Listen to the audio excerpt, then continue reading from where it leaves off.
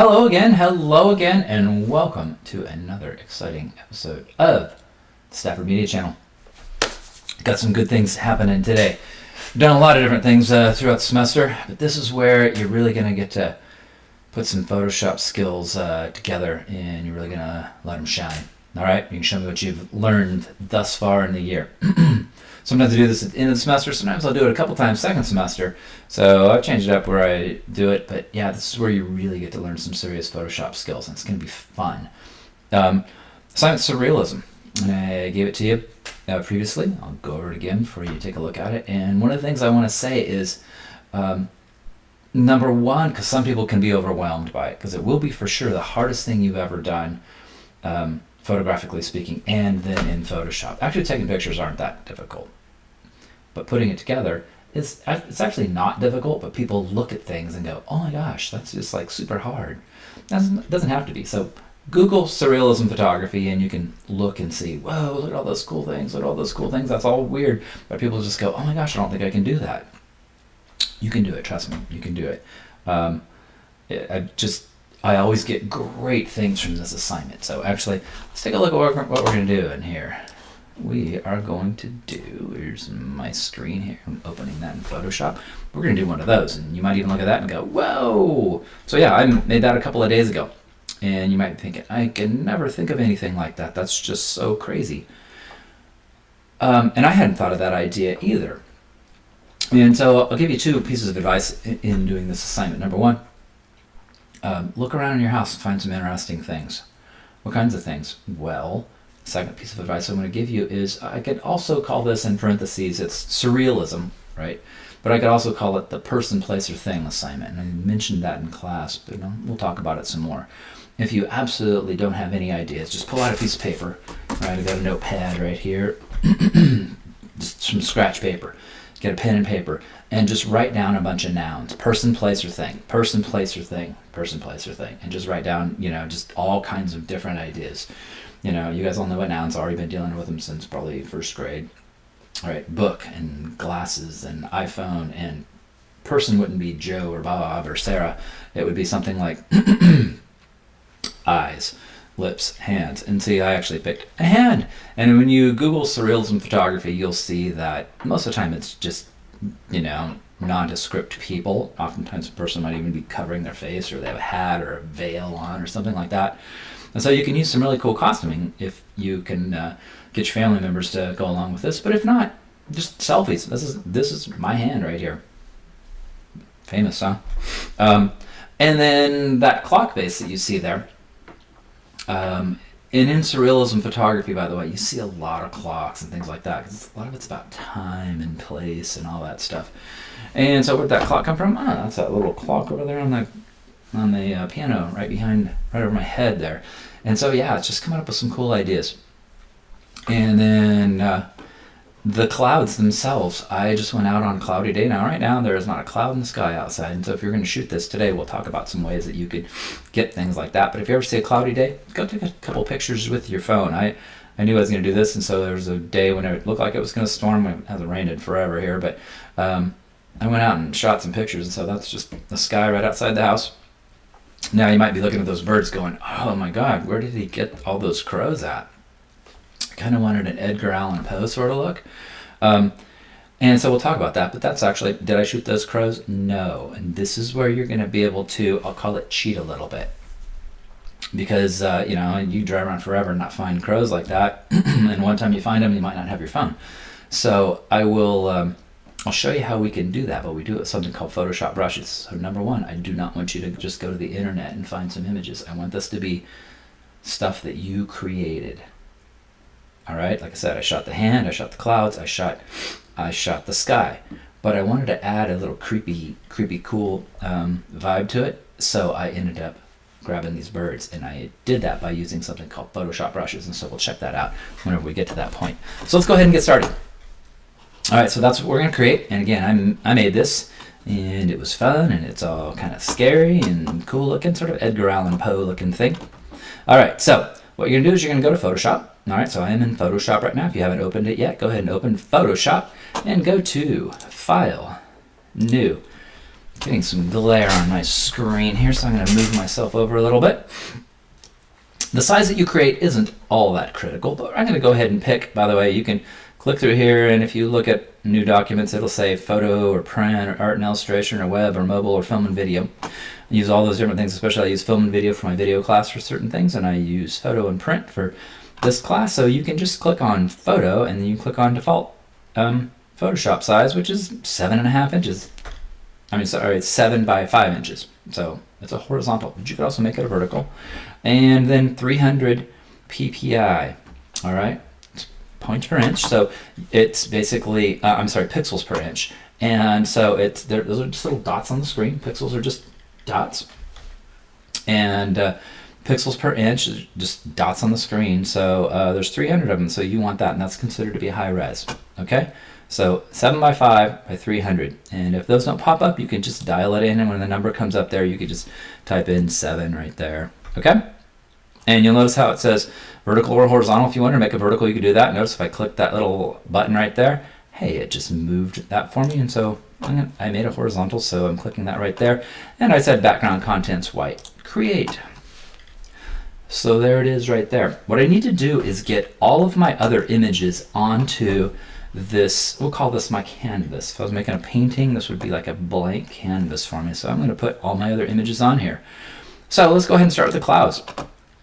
Here's the picture. I've already previously opened all these in Photoshop. So go ahead and open it. And what I'm going to do is you actually have two options. You can either take all your pictures onto your canvas first and then do some manipulations. Or you can manipulate them first. Like in other words, I could turn this black and white, because if you look at the example, it's black and white, right? But I figure why turn them all black and white and just bring it there? So might as well just make this one black and white. So we'll go ahead and get to that. And by the way, whenever you do bring this up, notice how it says untitled ones. Go ahead and do a save as on that before you get going. Always want to save your stuff. So I'm going to call it, I'm putting it into my desktop in a Surrealism folder.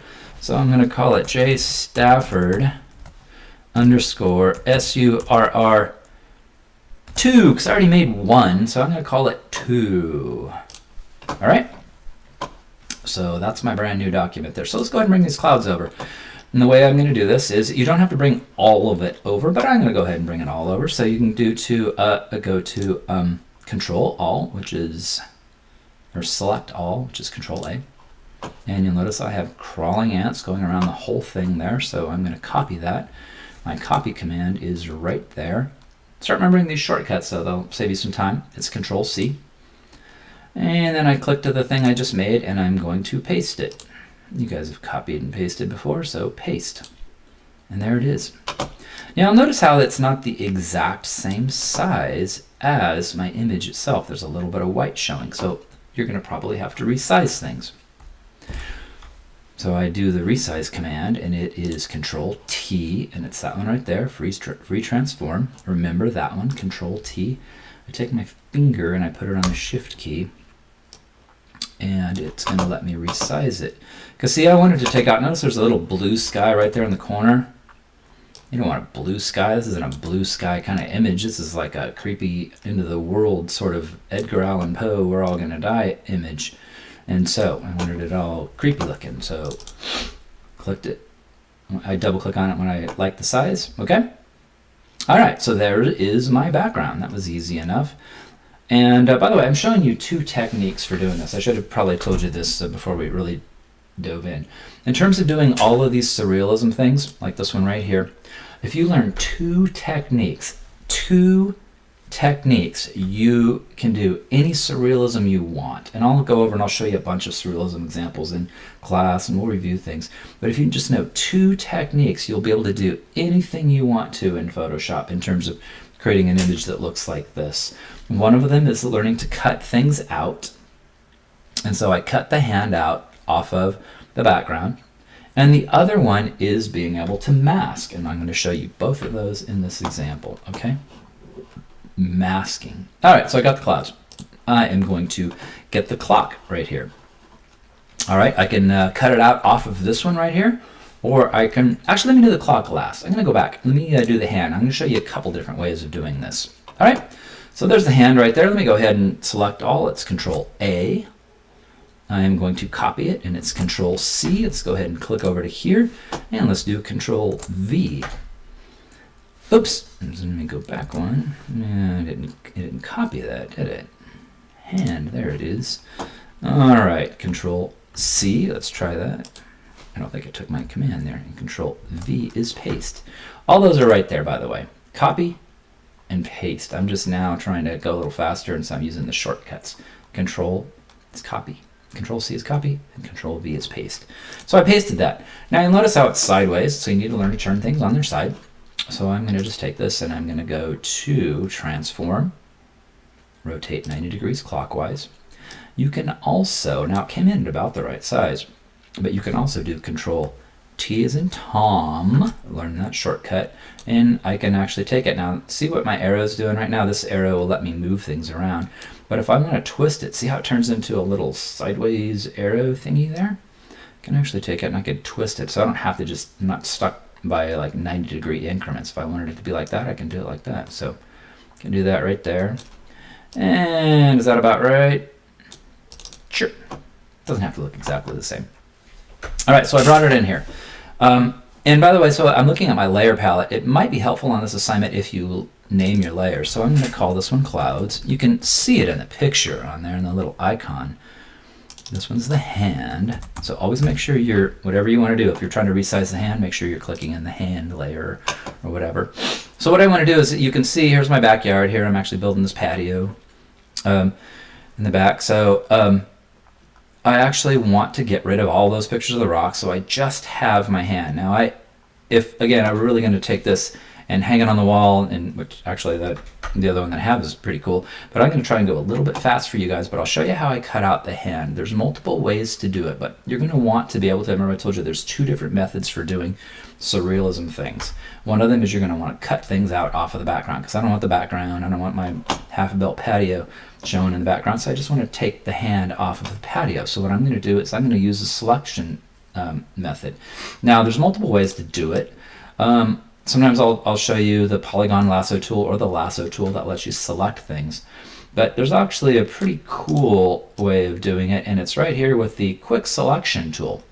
What it's looking for is edge contrast. Edge contrast.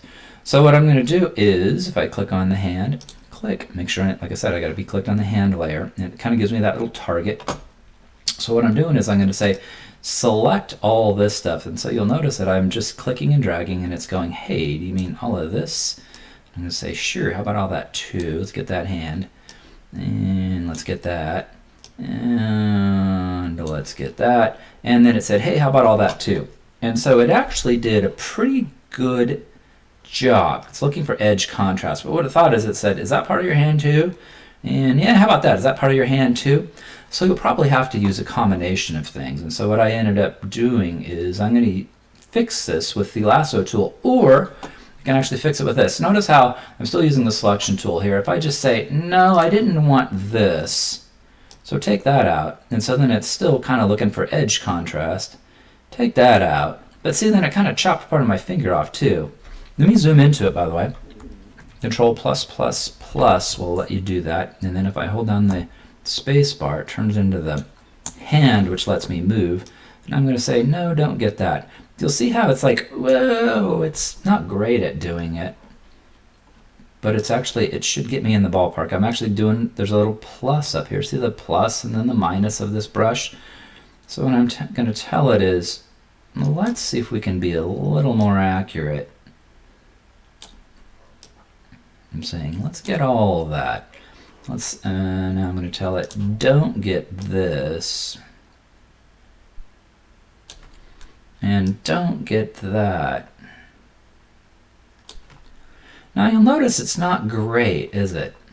Here's where what I was saying is you want to kind of fix some things. So now I'm going to use this lasso tool and lasso a few things. And it has a little add or subtract thing too. So if I click on, if you roll your mouse over it, it says add to the selection. So I will click on the add to the selection and say, I'm going to add all of this. So I like the one that has the, see how the lasso tool is very geometric looking, has straight edges. I like that one because every time I do a mouse click, it will save a new point for me. So I have to close that loop and then say, get all that. Or if you double click it, it'll do that. Notice how I want to add to that area. And so I'm going to click down to here, there, and get that whole area and just say, notice how I double click it. And you'll see that there's some areas I want to add to that. Now you have to make sure you get enough points because otherwise you'll get very pointy fingers. This actually isn't the best tool. I'm going to show you a better tool for this job, but it takes some practice, so that's why I didn't jump right into that. You'll see that this isn't all great, so I'm just going to kind of straighten up that line there a little bit. Just try and add all that. And notice how it grabbed a little bit of extra area. So what I want to say is get rid of some of this because it selected some of that. So I'm going to go right through there and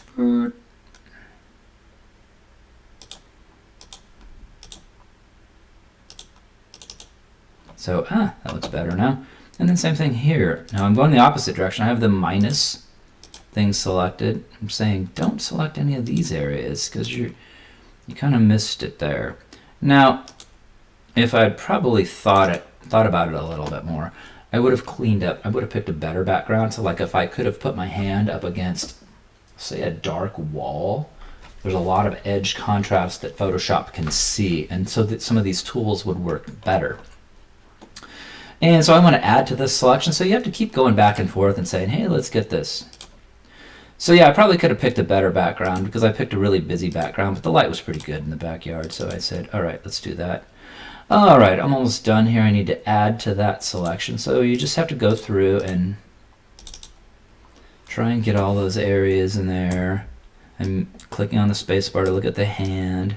I see it didn't do very good right there. The edge of my arm, I want to say take that out. So I click on that right there and say get rid of all of that.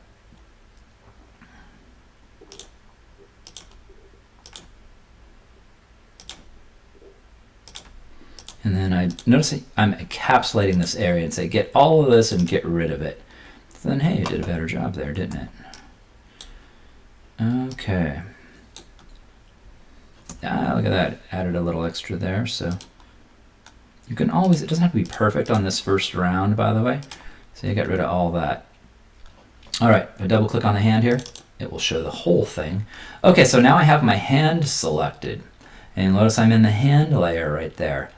I don't want to delete my hand. I want to delete out all of the background, basically my back patio and backyard back there. So what I want to do is to go to select, this is one you want to remember, select inverse, which means, because right now, you see we have these things, I call them crawling ants, and the crawling ants are selecting my hand. I want it to select all of the backyard area. So I go to select inverse, and then I hit the delete key. And now my backyard isn't in there. And it looks pretty good. So I like the way that looks. Hey, look at that. Now I'm going to make this go away, and I will help you with this in class. This second semester, I will help you. We're going to have a lot more asynchronous time, but in class. And I'm literally going to share screens with you guys and show you how to do this. So don't feel like, oh, that looks hard. It's not that hard. You'll get it, I promise. And I will help you. We'll share screens, and I will help you with this. So don't panic. And in post-pandemic years, we'll get this in class, and I'll come around and show you how to do it. Okay? All right, so now I'm going to say select. See, I still have crawling ants going around everywhere. I go select and deselect. So that is the one way that you'll learn how to do this. Let me zoom in and see how it did. It's not going to be perfect. It's not going to be perfect, but it actually looks pretty good. I probably could have done one other thing to soften that, and I'll do it on the next selection, okay? Because it does look like it looks a little rough. I'm not going to go backwards, but I want to keep moving ahead, and I'll show you how to make it look a little bit smoother, because it looks like it's a little rough on the cutout. So I'll show you how to do that on the next one. So what's the next one we are going to do? Let's go ahead and look at the clock now. Here is the clock. And it's that clock right over there. Here is another great way of cutting out things. And I actually like this one better, but I will say that teenagers have a harder time with this. it really isn't any harder. You just have to learn this tool. It's called the pen tool. And what the pen tool is, it looks like an old style pen, fountain pen kind of thing, where they'd like dip it in ink or something like that. And if you look at it, it just has a point on there. So you start with the top one, and see it'll let you add or subtract points. But we're just going to put some points in there. And the cool thing is that it is more of, there's two types of images when you're dealing in either Photoshop or Illustrator or something like that. There's pixel based, because these are all pixels or points, and then there's vector based. And vectors are essentially, computer algorithms that you can scale up and scale down without getting it pixelized. We won't talk too much about that right now, but it's a better way of dealing with curved edges, which people are curved edges, and like this clock or that globe up there is rounded. So the pen tool is actually a better way of doing it, but it takes some practice, but I'm going to show you anyways. If you want to practice it, you can certainly do that. You'll notice all I have to do is I'm going to click 4 times. 2, 3, 4, and then I close that loop. See how it gave me that little circle to tell me that closed the loop? There it is, and you're thinking, that doesn't look very good.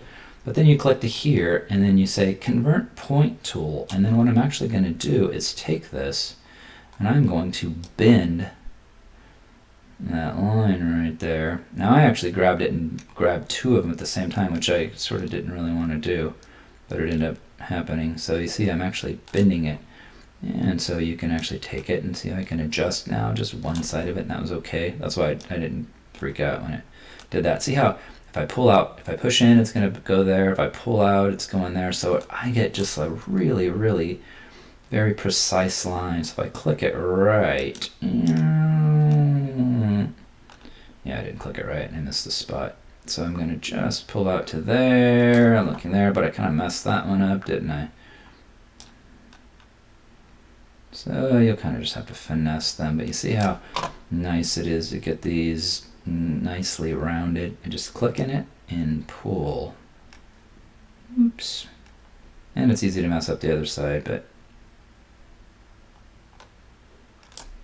and it doesn't actually have to be perfect, by the way. Oops. You gotta click right on the dot there, and it kind of lets you get that point there. And you see how I can just kind of click right into here. And you can go through and then just finesse them. Doesn't have to be perfect, by the way, because I am going to mask with these, so that looks good. And see, you kind of just bend it. It's like you're bending a piece of soft metal or something. And I can kind of just bend that in there. Kind of just bend that one back and forth until you get it. So I kind of capture all of these areas. I'm just going to bend that one back in. Hey, that looks pretty good. See, I could go with any of these other tools and click and click and click and never get my edges that round. So it's actually a really cool, very cool tool, and it's the pen tool. Now I just right click it and I say make selection. And it's going to ask me something. I'm going to say it's going to ask me feather radius, and I'm going to say, yeah, feather at 1 pixel. And that's what I should have done in the other thing, is feathered that edge a little bit. What that does is it just kind of softens that edge. I'm going to right click it now, and I'm going to say copy. It actually didn't let me right click it, so I'm going edit copy. Sometimes it will and sometimes it won't. So copy. And now I'm going to go to, going right to here, and I am going to say paste. And there it is. Now you're going to need to resize it, and so the resize command, again, is Control-T, but if you forget it, it's right there, and it's called free transform. Control-T, it should just be called scale. Finger on the Shift key. And you're going to make it about the right size. Finger on the Shift key. And you can also, like if I wanted to twist it a little bit, I can do that. Oh, that's about right. Click. So what you're also going to want to do is you need to know how to do something called masking, because if we look at the, if I look at this, you'll see how the edges are blended into my hand. I need to be able to get that to mask. Now, you kind of get it by, if I click on, I'm going to call this the clock layer now, by the way. Okay. If I click on this clock layer, I can actually take this opacity. Remember, the opacity is the opposite of transparency. So the table is opaque, meaning I can't see through it. The glass is transparent. So you can change how much that is showing by sliding that back and forth. I'm going to put it, right now it's about 80%. But I probably, which I might want it a little darker than that, but we'll see. I probably now want it all, I want it to fade in because it looks like it's just cut out and sitting right there. So what I'm going to do now is mask this. Remember I said there's two techniques. One of them is cutting things out. So all the things I've showed you so far is how to cut things out off of another image, the clock off of the clock face off of the clock, my hand off of the background, okay? So learning to cut out, it's one important thing. And the other is just learning to blend by using masking. And masking is just a really, really cool way of transitioning things together. Okay, so the way you make a mask is you're going to click, I'm going to go in this clock layer and I click on this little dot right here which says add the layer mask, and now I have that. And in masking then I just take the paintbrush, click right over to here, and I like using my default colors. If your default colors aren't showing, click right to there, click right where it says default colors, and so I'm going to click on the black, because in a white mask, and see where I'm clicking here, in a white mask, if you paint black, it's going to make things go away. You're going to want to pick a brush, and the brush that I'm going to pick is a soft round, and my opacity is turned way down, like to about 13%. It doesn't have to be at 13, you might be able to do 20, sometimes I do it at 100%, it just depends on what I'm trying to do. Anyways, I have it turned way down. I'm going to make my brush a little bit smaller, and what I want to do is just, in fact, I'm going to go back to, right now I'm in the mask, I'm going to go back to the image itself, and I'm going to turn it all the way up so I can really see exactly where I'm masking at. And now I'm going to click into this, back to the mask, and then I'm going to paint. Make sure that you don't click, by the way, into the paintbrush, and then paint right now. Let me turn it all the way up and show you what I mean. Because there's a difference between painting, and there's a difference between masking. If I click, see where my mouse is, if I click into the clock image, whoosh, I just spray painted across my clock face. I'm going to undo that. It's Control Z. I just spray painted black across there. That's what it looks like. But if I click to this mask here, this is the beautiful thing about masking in Photoshop. You can't mess it up. Now, if you spray paint on it, then you can mess it up, which is what I just did. But I undid that. And by the way, if you do it a bunch, go to your history and go, oh my gosh, and just go backwards, backwards, backwards. This is a recording of all your mess ups. Just go backwards and then click on the one until you got it right. And hopefully you figure it out before you get too far, because I don't only have like about 20 mess ups in there. So don't keep digging the hole if you're in a hole, okay? So anyways, click back to the clock then. Watch the difference. When I click on, this is why masking is so cool. You click on the black and now watch. Look at that. I can totally make it go away. Whoa. Hey, where'd it go? What I've done, if you look at the mask, is I've masked it out. So it's just disappeared. If you now take my mouse and I click on the little, on the switch foreground and background colors, and now I'm painting white, it's now going to make that mask go away. And now there it all is. And so I've told you there's like one of my favorite things about Photoshop for the whole year. Masking is one of my favorite things about Photoshop, because you just can't mess it up. Because if you go, oh, you know, like, oh, let's make that go away. Oh, you know what? Maybe I don't like that. I'm gonna make it come back. And so there's just, and you just can't mess it up, right? You just have to, you know, if you like it, great. If you don't like it, whoops, just go backwards. Or I can just throw that whole mask away. So it works out really nice. So masking is really, really cool. It's the best thing about Photoshop. Anyway, so let's go ahead and make that go away. The edges of it, I wanted a transition, so that's why I wanted to just kind of go in there.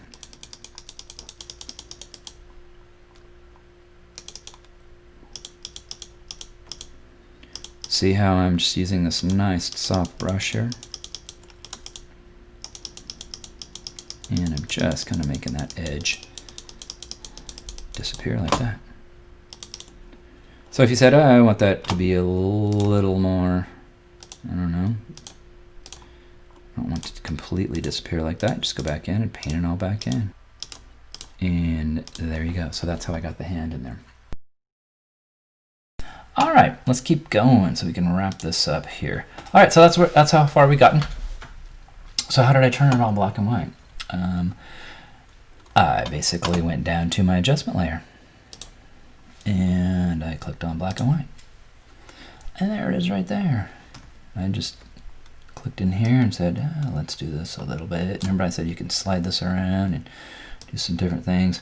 You see a lot of surrealism black and white things. I also went in, by the way, and I turned up my contrast a lot. So if I go back to my adjustment layer, click in here, I wanted my contrast to be really kind of rich and intense. So lots of different ways to do that. Here's a levels adjustment. Because see, you want it to look like, see, just by kicking up some contrast there, see how much better that looks by doing that? Kind of seeing this now, I probably need to fix that transition between the clock face and my hand too.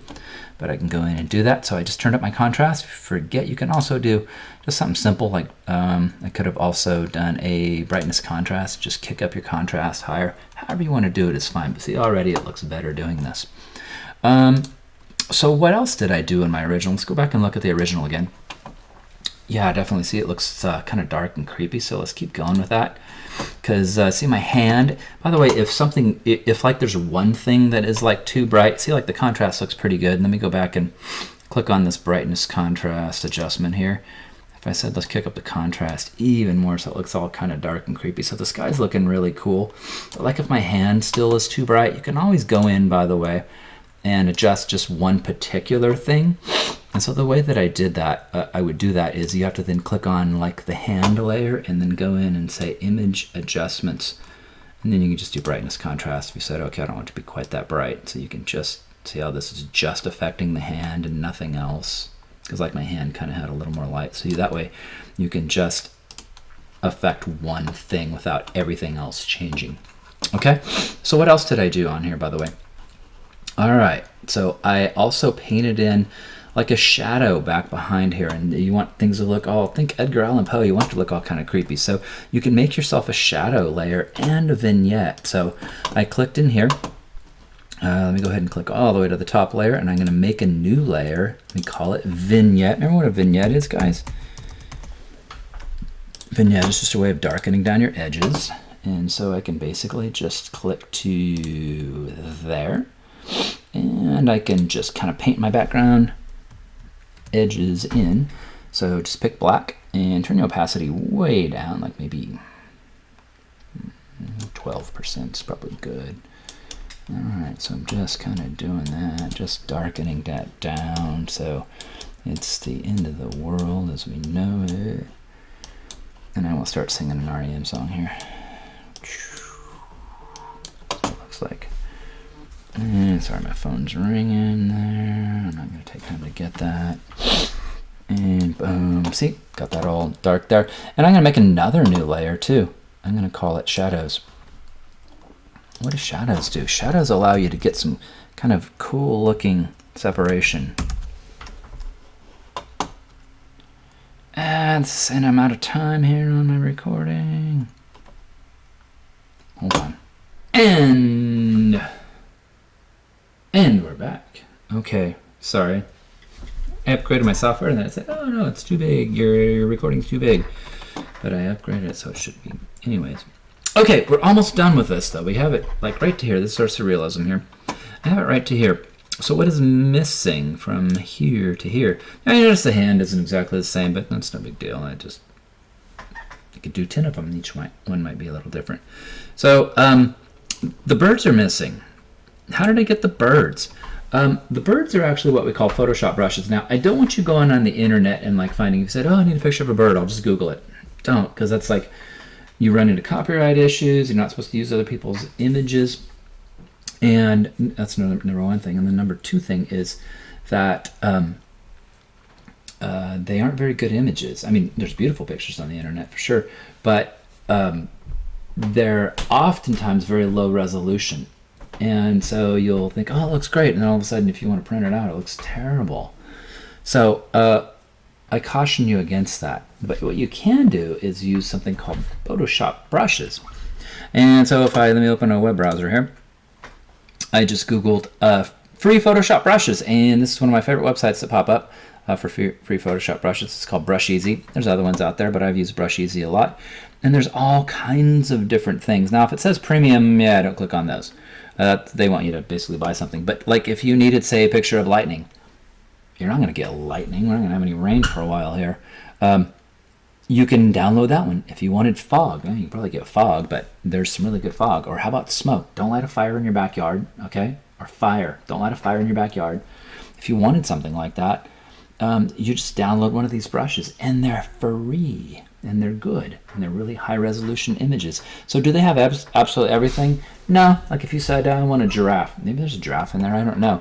But oftentimes then it's just one color. It's not a picture. It's more of an image. But, there's grunge things and lens flares, and, there's just, it's somewhat limited. But, like if you wanted, like there's cool backgrounds and like, see, look at this. There's kind of images like that. But like right here, look at that fire. And I have a bunch of them downloaded. So what you do is you'd click on it and you'd say download. I won't go over the whole thing because not everybody will need to do this.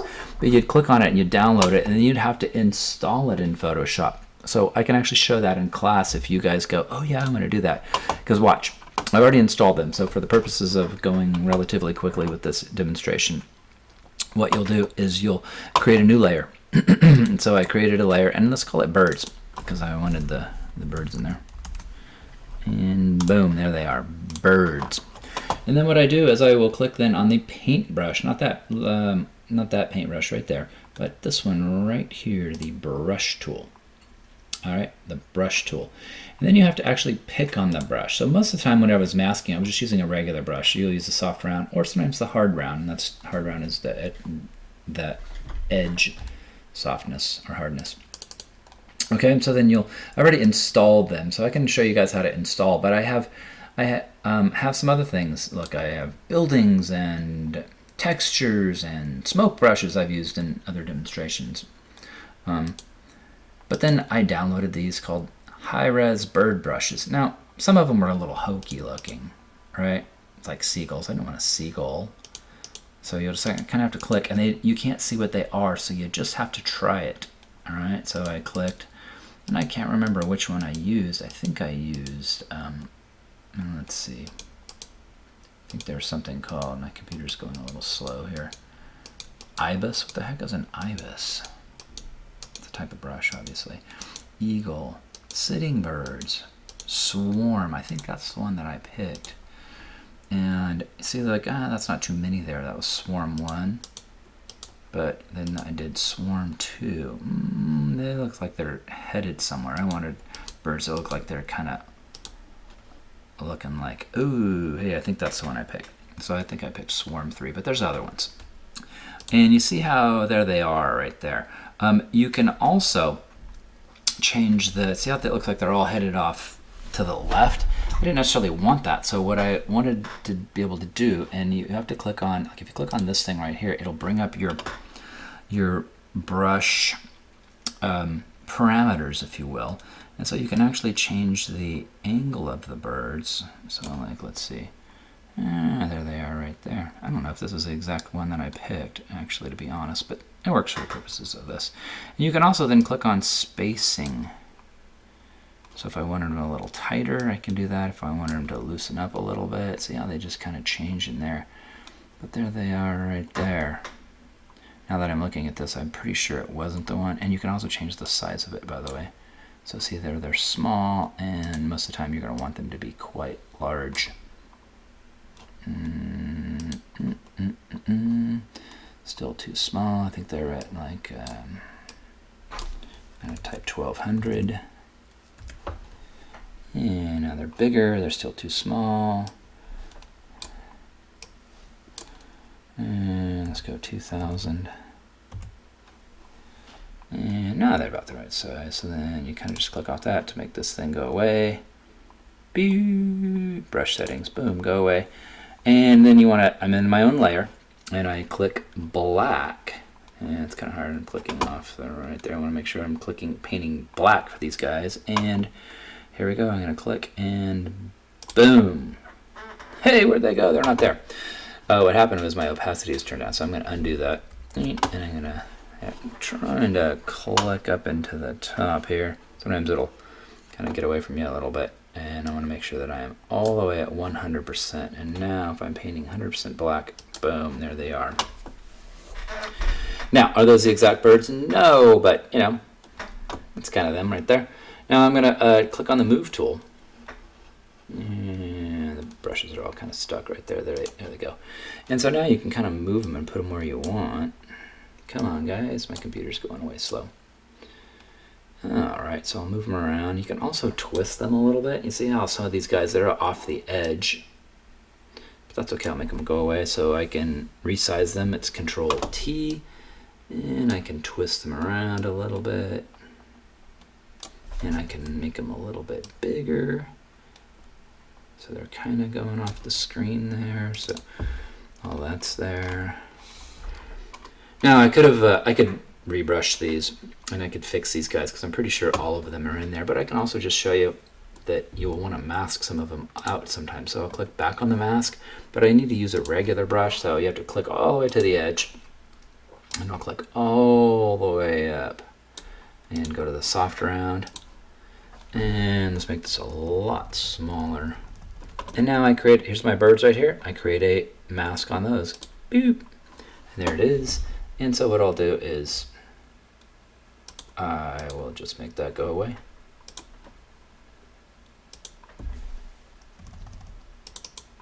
And you just make the edges go away. And there they are. I think it's full, so I think I am done. All right, Surrealism.